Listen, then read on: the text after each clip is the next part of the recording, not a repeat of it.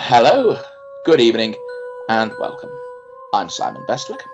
And I'm Gemma Files, and this, of course, is No No Darkness darkness, But but Ours. success. Welcome to part 3 of our deepest dive yet into the realm of underwater horror. You'll find links to parts 1 and 2 in the description below. Now put on your scuba gear and follow us into the depths. That's a whole subset of ocean horror, which is beach horror. Yes. It's like you live by the beach and everything's lovely, and well, Jaws, right? I remember the tagline for Blood Beach, which I think was a 1980s, and which has this kind of creature that's under the sand, kind of like Yes. almost like a huge antlion or something that pulls people down. And I think part of the tagline was just when you thought it was safe to go back in the water, and now you can't even get across the beach in one piece. Yes, exactly. Yeah, and Yeah, the whole thing of the tension between the small town dependent on tourist money yeah, and the giganticness and uncontrollability of the sea, that they are, it's like they're there to give access to the sea, but in the sea is this fucking shark that's going around. I mean, the book. I still remember reading the book when I was a lot younger, and it made a powerful impression on me. And I don't. Yeah. I think people are often very, quite dismissive of the book. It's just, it's a shit book. It's the important things to film. And I think the book is better than some people are giving it credit for. Yeah, I do think that in terms of the characterization of like the main three characters, it works better for me, mainly because I don't like the idea of Brody's wife having an affair with the shark expert, you know, and or the shark expert getting eaten, which You'd rather it was quick, yeah. Yeah. I mean, yeah. I mean, I remember it really threw me because I'd seen the film or bits of the film first, and it was like, hey, what's this? Took me. I mean, of course, I was very, very young when I was reading it, so it took me a while to realize. Wait a second, he was actually having. Oh, they were having sex. They're having an affair.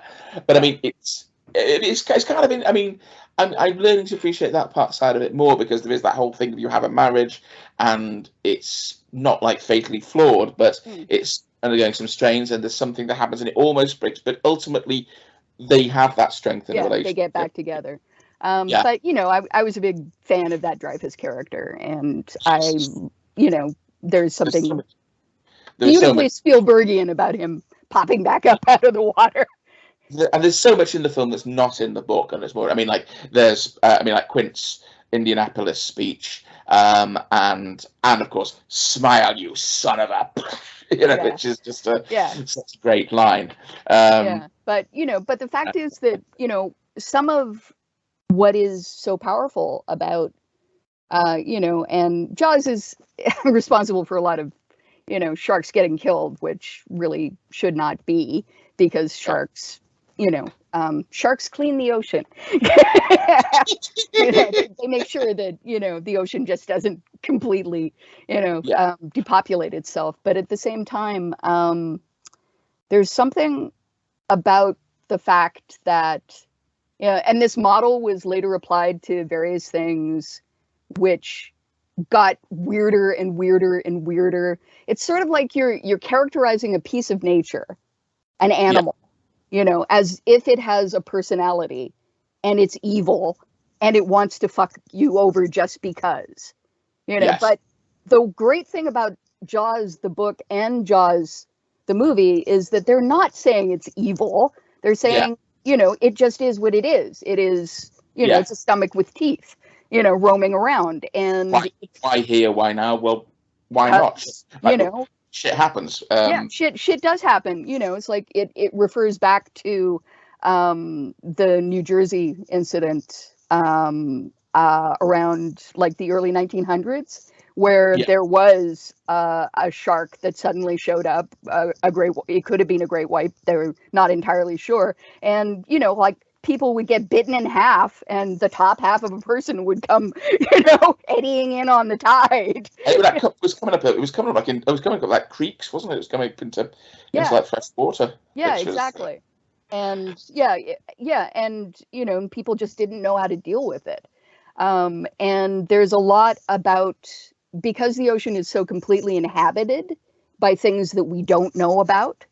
Yeah, You know, that's another sort of like a danger of the ocean and a mystery of the ocean, and you know, and the Dreyfus character says in the book, he mentions, I think, some incident where suddenly, you know, he goes where there was an incident where sharks turning up in a particular area because of this bunch of smaller fish suddenly migrated into this bit of inland water. So all these other fish that ate them followed it, and all the sharks followed because they ate the bigger fish. And this carried on for a few weeks, and then the smaller fish all buggered off somewhere else, and it was over to. And why did that happen? We don't know. It just did. You know, it's like it's knowable. Nature is unknowable. If you're very, very lucky, if you're reasonably careful, they won't fuck you up. Yeah, exactly. And if you can affect the ocean at all, it's not actually good for either the ocean or you. Yeah. As human beings, as we're increasingly discovering. You know, it's like the ocean is not something you can police. The ocean is not something that, you know, it's like if you do something bad enough to fuck up a part of the ocean, you have no idea how it's going to affect everything else, literally everything else in the ecosystem. I remember when I first heard about the garbage knot, the gigantic garbage knot in the Pacific, and I just went like, what the fuck? You know, it's like all the plastic that's dumped in the ocean is somehow migrating along various currents, and it's forming the Great Pacific Garbage Knot, you know, which, you know, is so dense in some places that you could stand on it. Jesus Christ. Like the idea of the Sargasso Sea. Yeah, you know? Yeah, it's kind of like a modern day sort of. Well, I mean, the Sargasso Sea still exists, I think, but this is kind of like a very different kind of analog of it's like, well, oh shit, we drifted into this gigantic, you know, sea of seaweed that is so long and so tough that it goes down literally to the bottom of a fairly deep part of the ocean. And now we're screwed. We're just stuck here. You know, it's like either we get out and we try to take a small boat out, or we and possibly get out of it, or we stay on this ship and the ship becomes a derelict and we all die anyways. Pitcairn Island. That's what I was thinking about. Yes, another. Yeah, the case of Pitcairn Island. Now, there are two things about Mutiny on the Bounty that are kind of amazing. And the first one is that when William Bligh was mutinied against and they dropped him into the ocean in one of the lifeboats,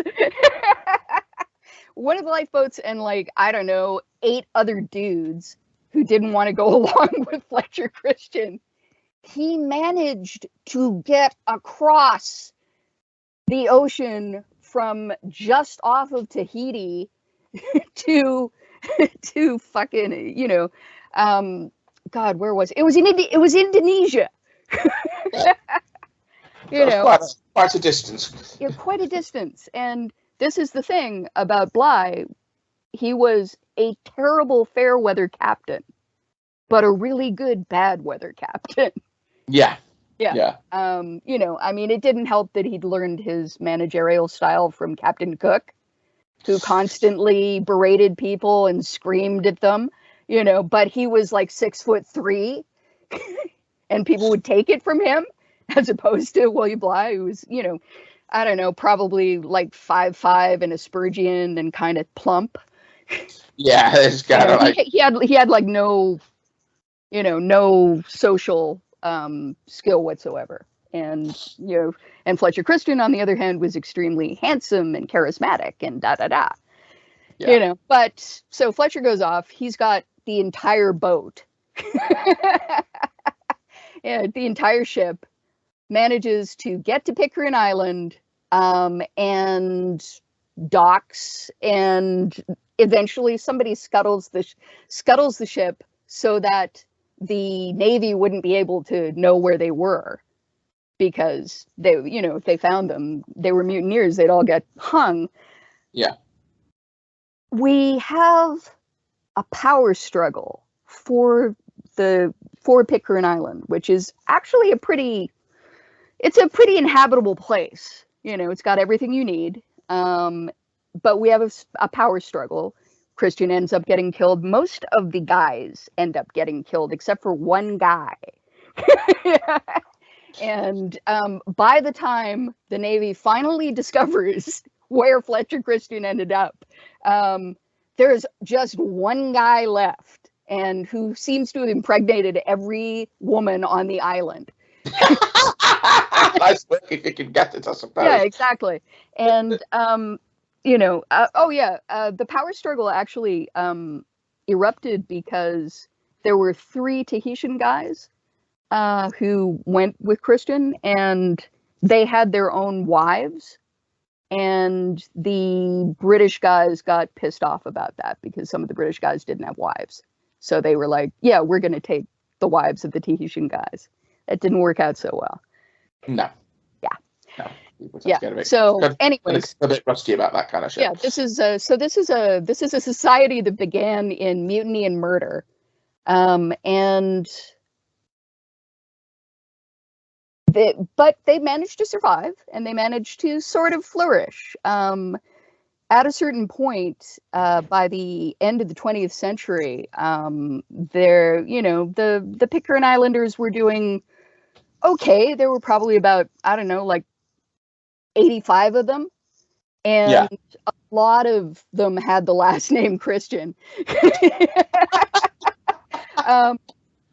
And then, as Dia Burkett talks about in her book on the Pitcairn Islanders, they discovered that there was this essentially system of sexual abuse that had been going on for, which probably dated back to the very beginning of Pitcairn Island, but just wasn't thought of in that way.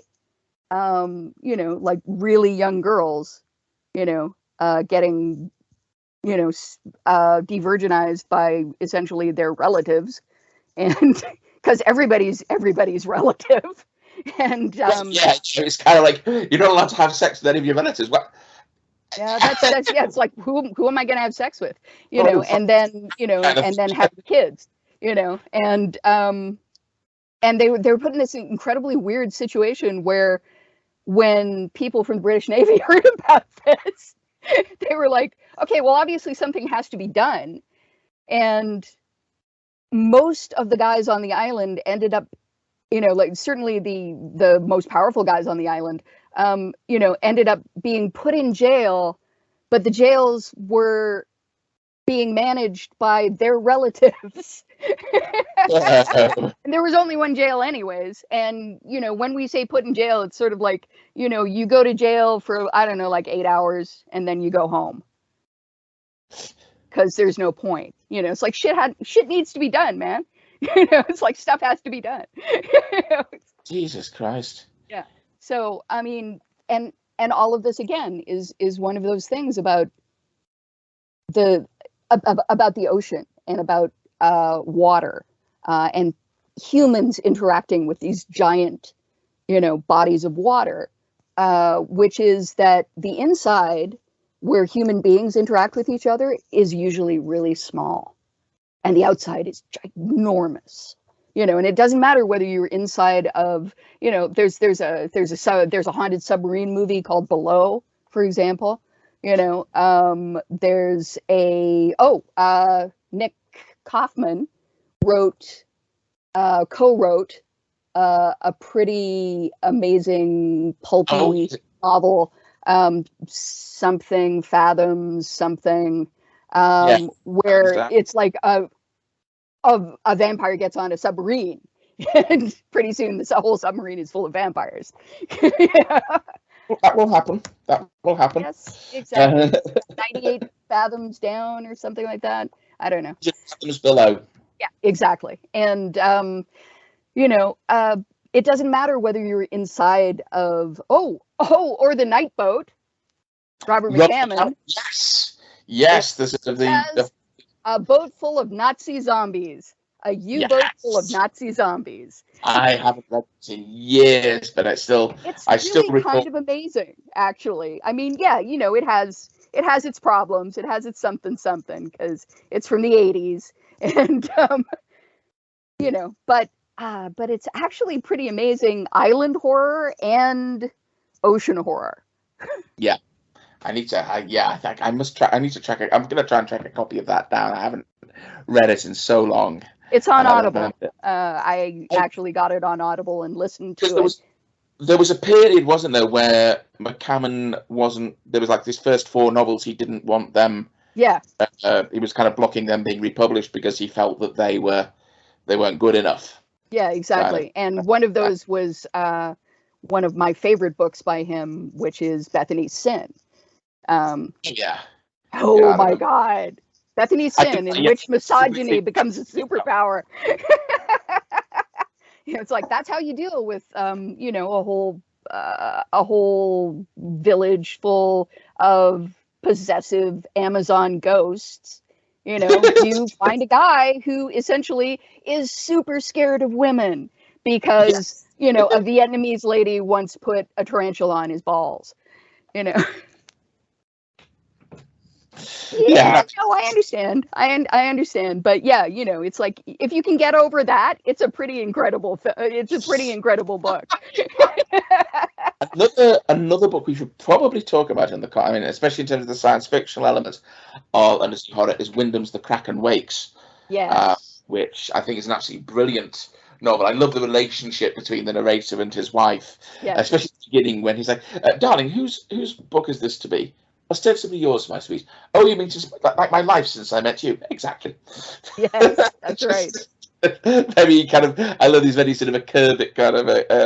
I mean, it definitely follows that that thing which goes, from the very beginning of ocean horror up until things like Underwater with Kristen Stewart, which is, by the way, a really good movie.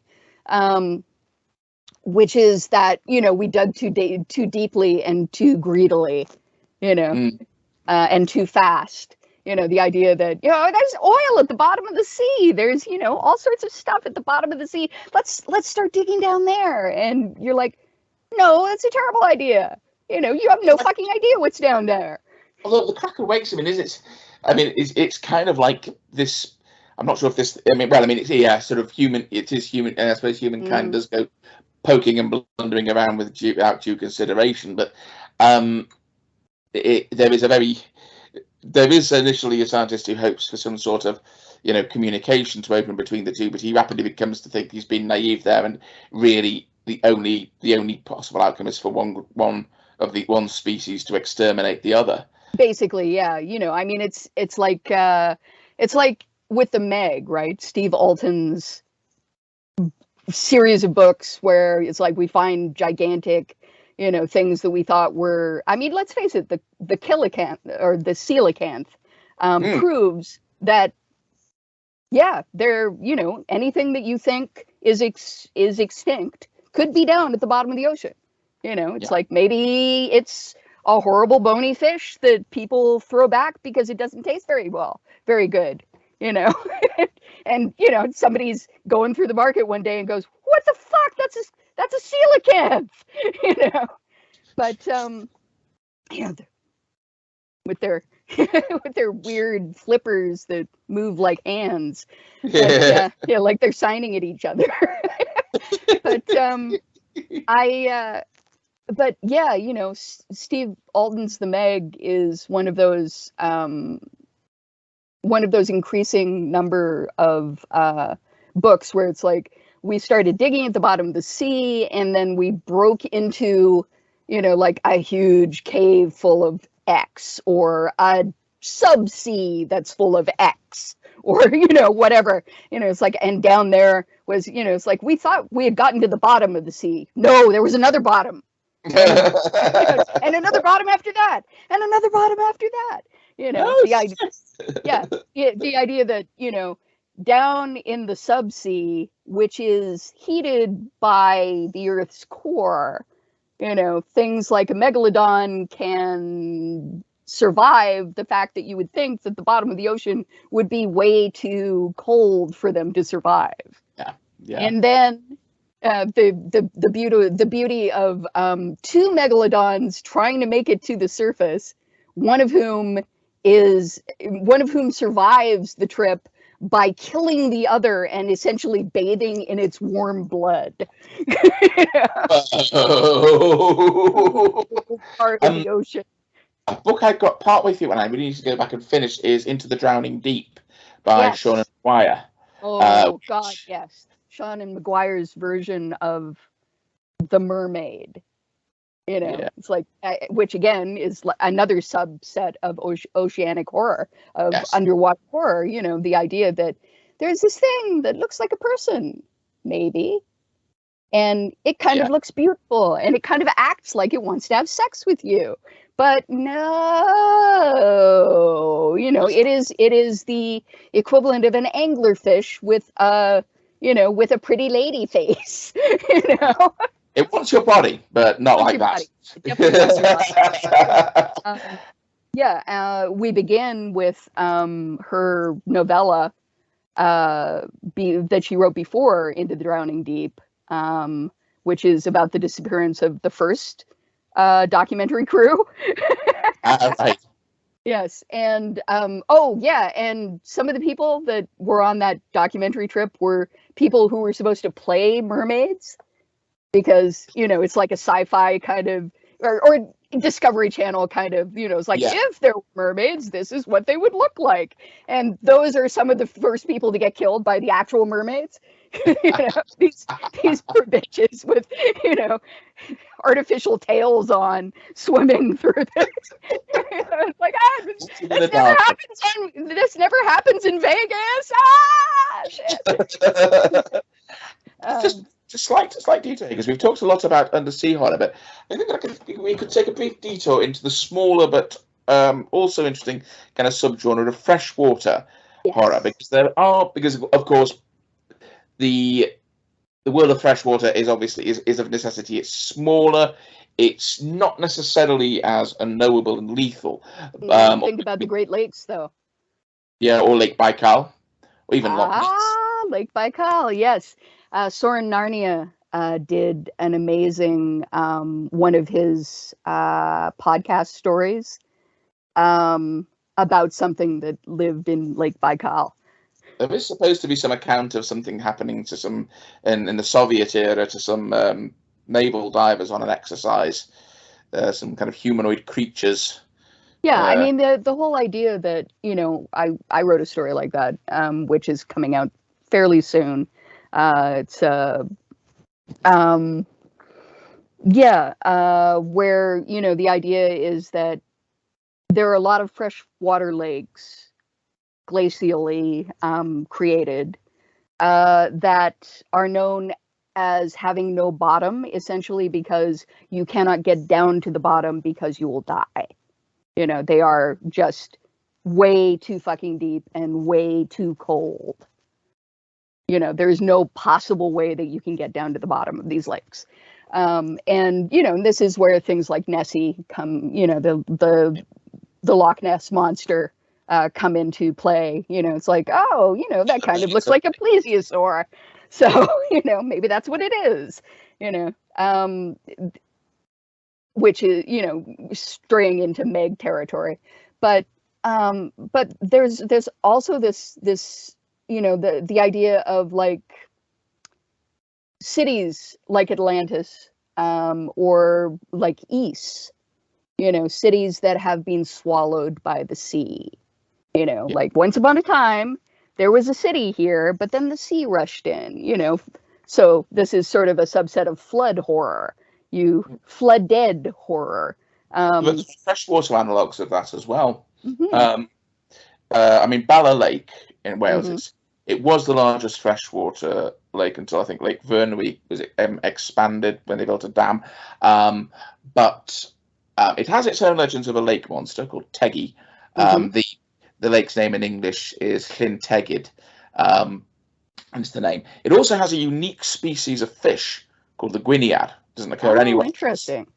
Although actually they have transported, they have actually introduced populations of it to a couple of other lakes, because an invasive species, the ruff, which is a tiny little perch-like fish, got in there, and the little fuckers breed like flies and eat the young of other fish, including the gwiniad, and so the gwiniad's population was getting dramatically reduced.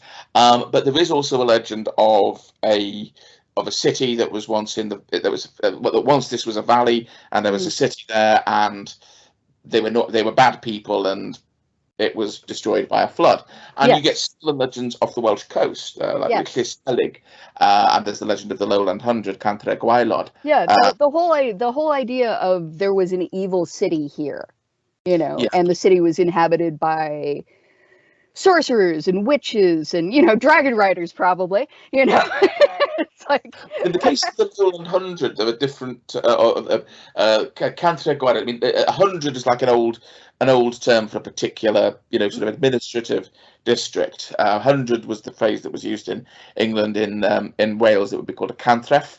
So Cantre Gwaelod literally means the Lowland Hundred, which is obviously why it's fucking underwater now. And supposedly, according to some versions, there was supposed to be like some kind of system of dikes or whatever that stopped it flooding, and somebody fucked up and was asleep at the switch, and it all got flooded. And there's a couple of causeways. I think they're actually glacial moraines that stick out into the Cardigan Bay, but these are actually supposed to have been like causeways that once led to the Lowland Hundred. And our talk on underwater horror concludes here at the same time next week. No Darkness But Ours is made possible through generous donations from horror enthusiasts just like you. If you'd like to support us, you can sign up to our Patreon and get access to exclusive content, or you can make a one-off donation via Ko-Fi. Links in the description below. If you enjoyed this episode, please let us know in the comments, share and subscribe, and don't forget to hit the like button if you're watching us on YouTube.